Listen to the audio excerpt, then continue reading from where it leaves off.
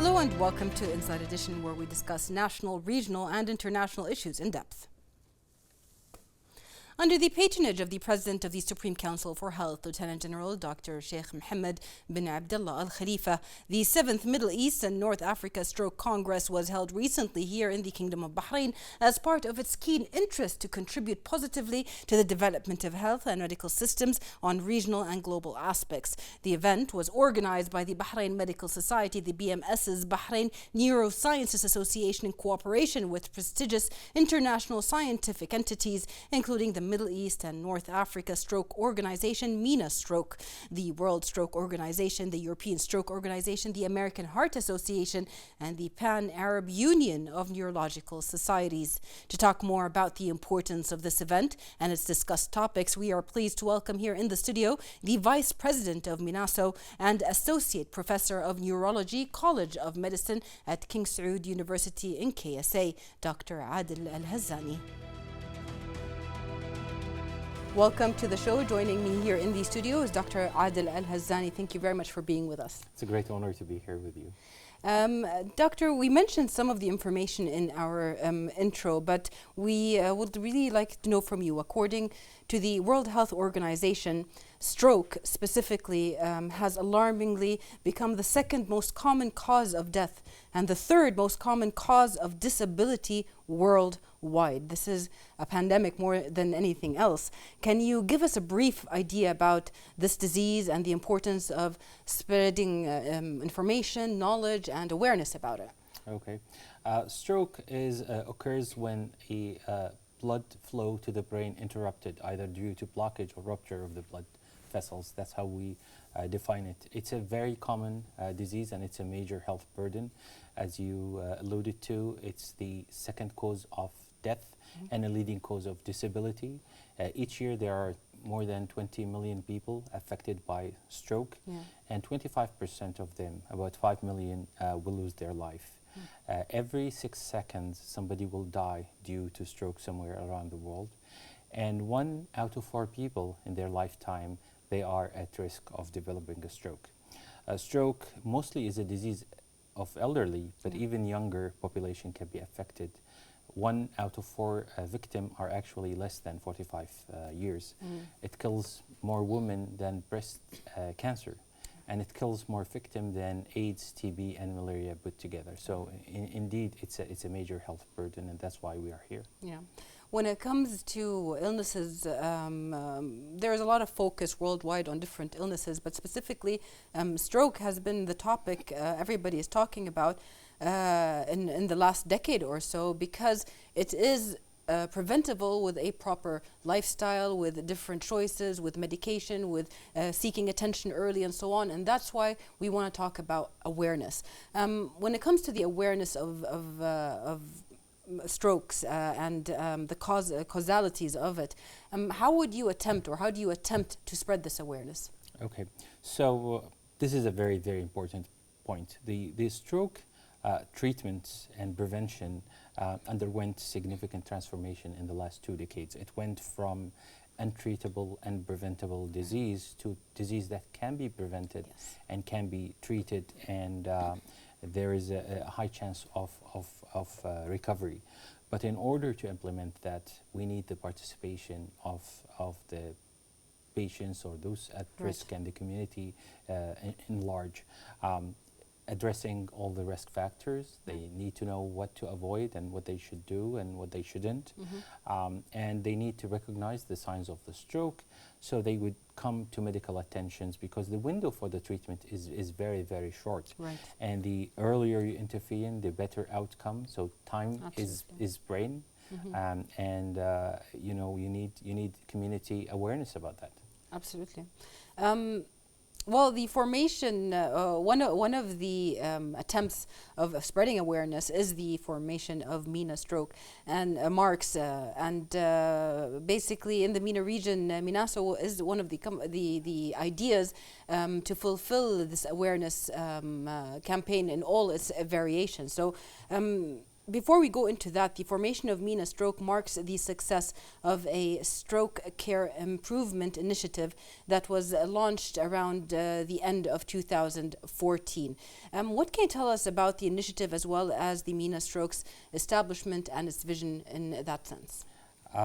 It's an interesting story. It started actually as a GCC chapter. We were a group of professionals who were trained and interested of stroke. They came back to the Gulf region in different countries, and we were faced with the challenges and with a disease that has high prevalence. We have an aging population and very prevalent vascular risk factors, and we needed to challenge the current status. We have the same similarities and the same challenges, so we wanted to share experience and navigate through the change. Yeah. So initially we formed an interest group of the Gulf region, and then we decided to go beyond the Gulf to the Middle East and North Africa, and yeah, that's how it started. Yeah, and the concept behind it? The concept is, to work together to improve the care provided to stroke patients through education, through learning and exchanging of knowledge, through promoting research, and through collaboration with individuals and organizations deals with or interested with the stroke. Right. So what can you tell us about your participation at the 7th Middle East and North Africa Stroke Congress? It's really a true honor and privilege to be here in Bahrain, and I was honored to be part of the organizing committee, specifically in the scientific council or in the scientific committee.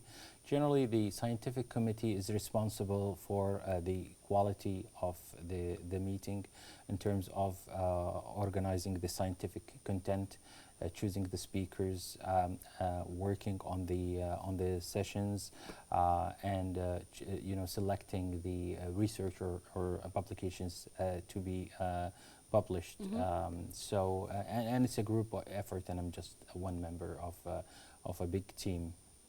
Well, when it comes to scientific research, a lot of components and factors and figures go into making a research, especially when it is located within the same region. Factors come in such as prevalent diseases in this region, even the terrain and the culture comes into these kind of researches. How important is that? How do you value the cooperation between these professionals within the same region? It is work in progress, and I don't want it to be negative, but actually I think there is more needs to be done in terms of improving the quality of research. I would like to see more and more publications of our populations, because we have different genetics, we have different backgrounds and different cultures, and that needs to be reflected in a stroke care. Absolutely. There is an ongoing collaboration, but there's potential for more. There's potential for more, yeah. Yeah, and that's what's important, that there is potential for more. Well, how do you value hosting or the importance of hosting such events, events as the MENA Stroke, the Middle East and North Africa Stroke Congress in different countries? Before getting into that, let me start by thanking the Bahrain Neurological Association. They've been very, very tremendous group of individuals in hosting many scientific activities, and they're doing a remarkable job. Now, the benefits of hosting similar events are huge. So taking it from healthcare professionals, there is education and learning and gaining experience from attending such high caliber and listening to the world experts. At a group or organization levels, there is a chance for collaboration, research, exchanging ideas, and from healthcare sector, there is a chances for policies and procedures and changing the practice and developing practice guidelines with the recommendations. Okay. Doctor, before we go more into the parts of this Congress, I want to ask you, in order for our viewers to have a better image of what the Congress is all about, why is the prevalence of stroke so important to study?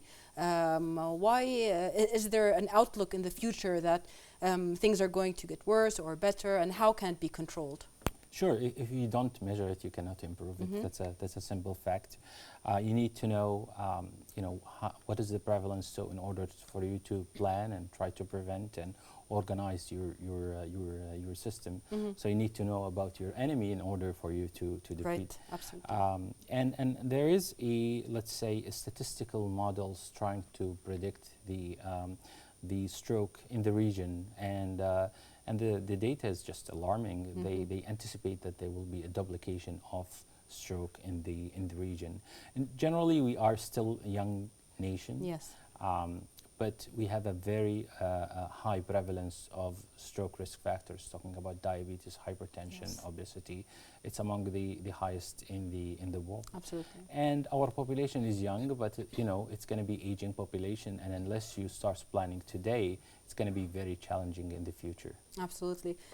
These are main factors, but also the fact that the next generation, the younger generation right now, is going through these hyper speed kind of technology careers or the life that are based on maybe some unhealthy habits, and also that reach potentially very young people to burnout and stress is one of the leading causes. Can you tell us about that?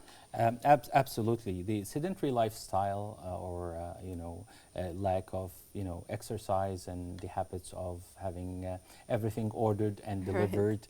Of course, that's adding to that. As you mentioned, being under stress is a new coming risk factors. Right. Pollution also is a new coming risk factors. Sleep distribution, and all this are kind of the results of this modern era. Right. Also, approaching this generation, or approaching everybody nowadays, has changed a lot than it did. The pandemic sort of pushed us over the line, but it was already changing, or in the progress of changing. Digitalization, technology has also had its pluses and minuses. So how do you use these new kind of platforms in order to spread this kind of awareness? Okay, so how did the digitalization affected the stroke care? I'll talk about the positive sides. Let's start with that. Hosting a hybrid meeting like this one, where we can have expert speakers from different parts of the world, and people can attend at their own convenience. This is a big plus. Right. Having the virtual care, ability to diagnose and treat from remote aspects, which we call telemedicine, is a big positive part of digitalization. In terms of improving stroke education, as you know, the utilization of social media, if you like, or platforms, is the highest in our region. Yes. So if you want to have a successful program, this is where you're where you should focus, and you can reach to higher number of audience, and you try unconventional ways of education, and I think this is the future. Absolutely. A very big thing that's been happening in addition to telemedicine, which is a worldwide, a global thing that we are going towards, is simulations. And how does simulation factor into this awareness when it comes for the healthcare workers? Simulation is, to me, is very important when you try to organize your healthcare to deal with a stroke, because this is a very crucial time, and every second counts. Yes. So you need to be at your best when you are, God forbid, receiving a victim of a stroke. So when you do educational modules, you can use simulations to improve your care, and find out where are the faults, and you can improve that. Yeah.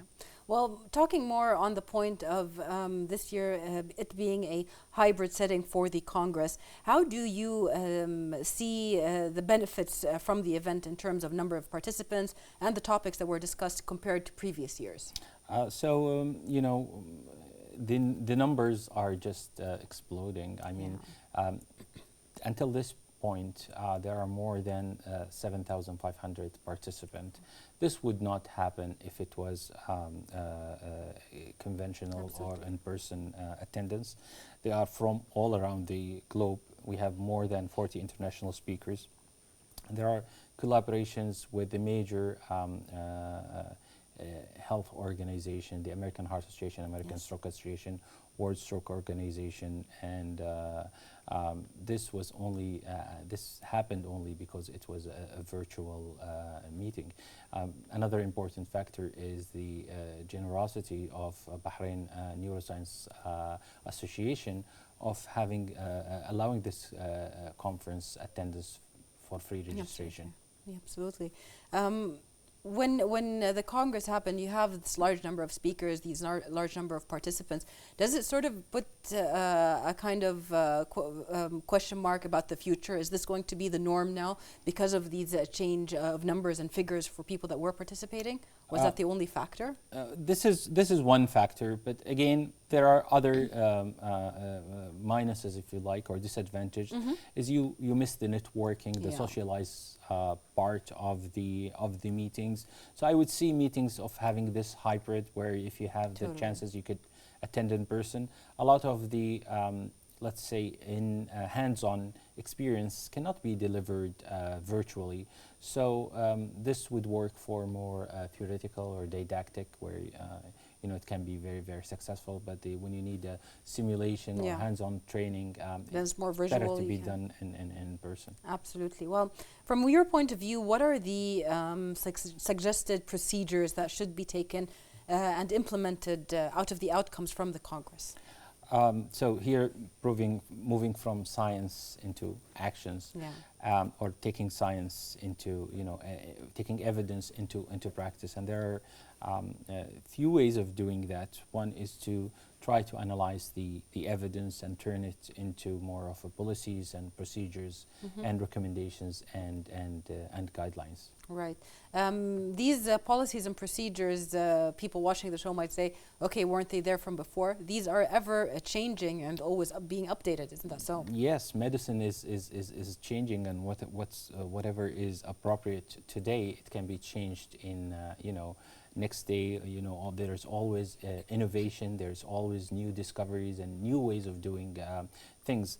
The basic science might be stationary, but the way we are dealing with it and understanding is changing, and life is dynamic, and medicine is very dynamic. Right.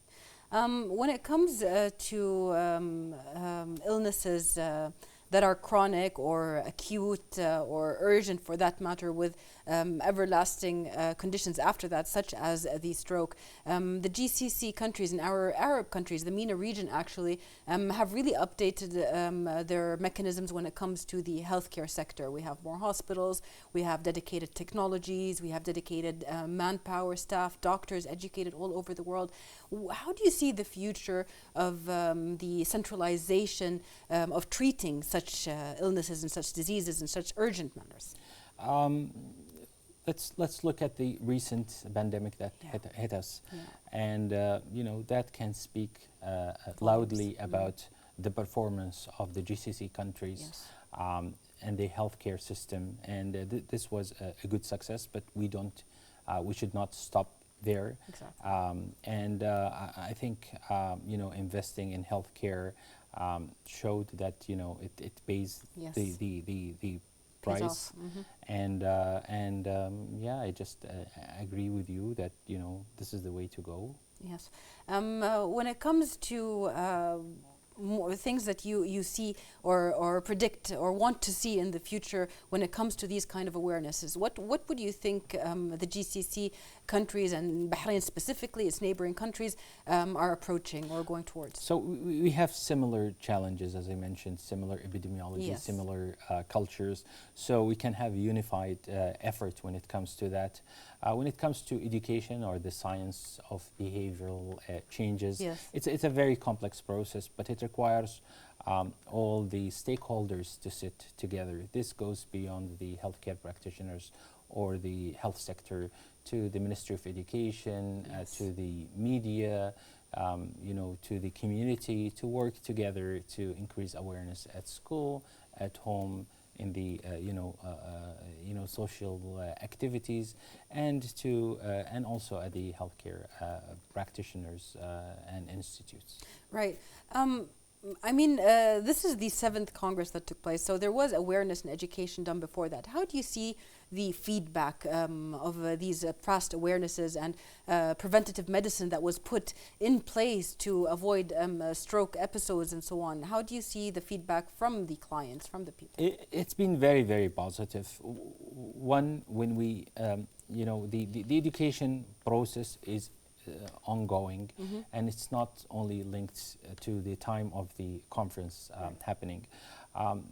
This is the 7th because it rotates throughout the countries, and we try to use this to improve the care, to educate, and also to change the policy and collaborate with the stakeholders. Right. And we've seen changes, following this event in terms of adopting the new guidelines, the new technology, and we hope this will continue.